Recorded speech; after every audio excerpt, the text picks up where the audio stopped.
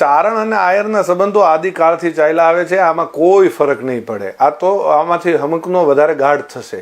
જે સમજદાર માણસ હશે એ આને આપણે બાદબાકી આની કરી નાખો. આવું કંઈ બન્યું જ નહોતું એવું કરી નાખો અને આને તરછોડી દો. આની યારે રામ રામ ન હોય, આને કોઈ જગ્યાએ મંદિરમાં આવવા ન દો કે કાંઈ પણ. એ પછી વડીલો નક્કી કરશે. મઢડાથી જે ગિરીશમામા એ અમારા વડીલ છે એમણે જે વિડીયો દ્વારા સંદેશો આપ્યો છે, એટલે આમાં બીજી કોઈ વાતમાં નથી પડવાનું. અમારે માત્ર ને માત્ર એમ કહીએ છીએ આદિકાળથી જે સંબંધો ચાલ્યા આવે છે એ સંબંધોને આયરો ચારણોને એટલા ચાહે છે, ચારણો આયરોને એટલા ચાહે છે, બે એકબીજાને જીવની જેમ ચાહે છે. તો કોઈ પણ જગ્યાએ હું બંને સમાજને કહું, અને બંને સમાજને હું આ સમાજને જુદો પાડવા જ નથી માગતો. બંને મારા જ સમાજ છે. હું 18 વર્ષને પ્રેમ કરવાવાળો માણસ છું. આયરો માટે વિશેષ મને લાગણી છે, ખૂબ પ્રેમ છે, ખૂબ ભાવ છે.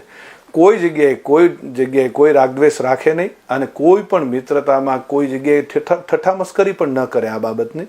અને ધૂળમાં ખોઈ નાખો, દાટી દો આ વાતને. માત્ર ને માત્ર આયર અને ચારણોના શું સંબંધો છે એ સંબંધોને યાદ રાખો. આવા બધા બોયલા રાખે, આવા બધા ભવ કર્યા રાખે, ગાંડાઓને અને મૂર્ખ માણસને કોઈ પણ જાતનો એનો ધોખો ન ધરાય. ઠીક છે, એને માતાજી ઉપર મૂકી દો. ઘણા બધાએ ભૂતકાળમાં પણ માતાજી વિશે અને ચારણો વિશે બોલ્યા છે, તો એના શું હાલ થયા છે એ મને પણ ખબર છે અને આપને પણ ખબર છે. તો આને કોઈ હાઈપ ન આપીએ તો વધારે સારું.